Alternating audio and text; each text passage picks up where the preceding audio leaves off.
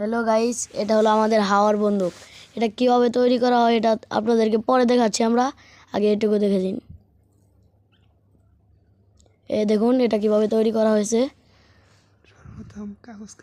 সবার প্রথম একটি কয়েলের বা পেপার নেবেন, তারপর সেটাকে কেটে নিয়ে একটা শলা বা অন্য কিছুতে পেঁচিয়ে নিয়ে তারপর কষ্টিপ দিয়ে পেঁচিয়ে দেখুন কিভাবে বানানো হয়।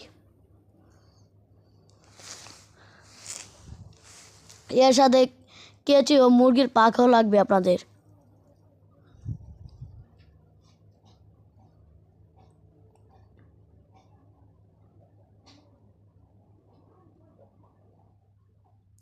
সেম সেম করে রাখবো। এটা পাইপের সাথে যেন সেম সেম হয়, না হলে কিন্তু কখনো ফু দিলে গুলি যাবে না। তাই আমি এটাকে আবার সেম সেম করার চেষ্টা করলাম। আমাদের এটা একুরেট হয়ে গেছে। এখন দেখুন আমরা পাখা লাগাবো যাতে বুলেটটা যাইতে অনেক দ্রুত যায়। দেখুন পাখাটা লাগিয়ে আমরা কেটে সমান করে নিলাম ও সুন্দর করে নিলাম।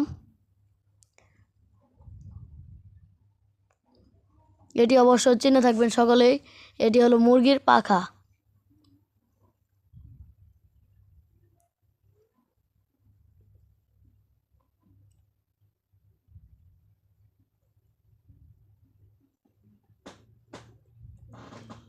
এখন হয়ে যাচ্ছে প্রায়।